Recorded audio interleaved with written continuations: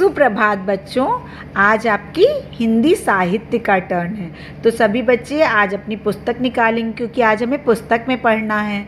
आज हम पढ़ेंगे पाठ 5 बीरबल की खिचड़ी। ये एक चित्र कथा है। तो सभी बच्चे अपनी किताब निकालें, पृष्ठ संख्या 27 खोलें और आज की तिथि डालें। आज की तिथि है 4/8/2020। तो बच्चों अब देखिए अगस्त का महीना शुरू हो गया, इसलिए यहाँ पे अभी तक आप 7 डालते, 7 की जगह क्या हो गया 8। और आज का सुविचार है जीवों की रक्षा करो।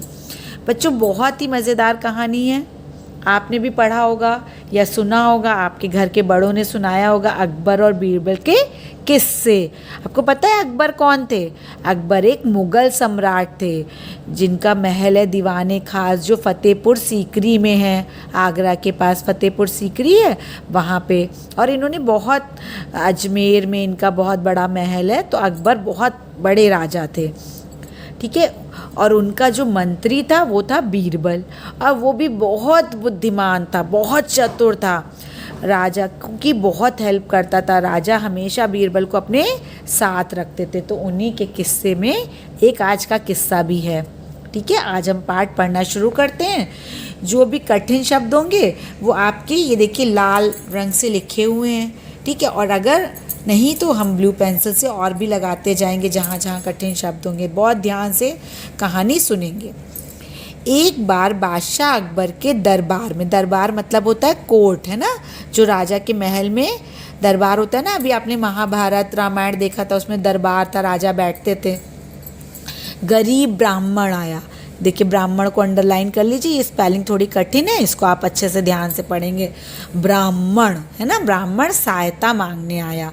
सहायता मतलब मदद मांगने आया। तो राजा के दरबार में एक ब्राह्मण जो कि गरीब था, मांगने के लिए आया, मदद मांगने के लिए आया।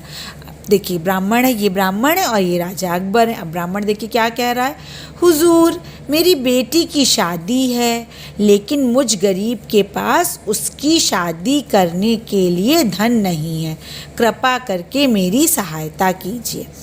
ये ब्राह्मण कह रहा है हुजूर मैं बहुत गरीब हूँ, और बच्चों शादी जब होती है तो कुछ तो पैसा खर्च होता है, और उसके पास पैसा नहीं था, उसे अपनी बेटी की शादी करनी थी, तो वो उनके लिए मदद मांग रहा है। राजा के पास तो बहुत पैसा होता है। तो राजा ने क्या कहा, अब देखिए राजा क्या बोल रहे हैं, ध्यान से सुनिएगा कौन किससे क्या बोल रहा है। हाँ हाँ अवश्य, लेकिन मेरी एक शर्त है, तुम्हें पूरी रात यमुना नदी के ठंडे जल में खड़ा रहना होगा। यदि तुम ठंडे जल में रात भर खड़े रहे तो मैं तुम्हें इनाम दे दूंगा। अब देखिए राजा ने कैसी शर्त रखी उसके सामने कि जो है ठंडे मौसम में ठंडा जल, कितना कठिन काम था, लेकिन ब्राह्मण को क्योंकि ज़रूरत थी तो देखिए उसने किया। ब्राह्मण पूरी रात यमुना के ठंडे जल में खड़ा रहा। देखिए ब्राह्मण खड़ा है ना, ठंडा जल है। अगले दिन ब्राह्मण बादशाह के पास इनाम की राशि मांगने गया। अब ब्राह्मण जो है भाई, जब उसने ये काम कर लिया तो वो क्या गया अगले दिन कि भाई मैंने तो पूरी रात बिताई, अब आप मुझे पैसा इनाम दीजिए। तो राजा देखिए, अब राजा बोल रहे हैं तुमने पूरी रात ठंडे जल में कैसे बिताई? ब्राह्मण ने उत्तर दिया, बादशाह हुजूर मैं पूरी रात आपके महल में जलते हुए चिरागों को देखता रहा, जिससे मुझे गर्मी का एहसास हो रहा था। अब जैसे आपने देखा होगा बच्चों या सुना होगा, डूबते को तिनके का सहारा। आदमी डूब रहा है तो तिनका उसको बचाता नहीं है, लेकिन एक होता है कि मतलब हमें थोड़ी सी भी हेल्प मिल जाती है किसी की तो हम आगे अपना काम आसान कर लेते हैं, थोड़ी सी भी मदद। तो ब्राह्मण को क्या हो गया भाई, जहाँ नदी है वहाँ पे पुराने ज़माने में तो कहीं लाइट वाइट ऐसे नहीं दिखती थी, अब अंधेरे में और ठंडा भयानक लगता।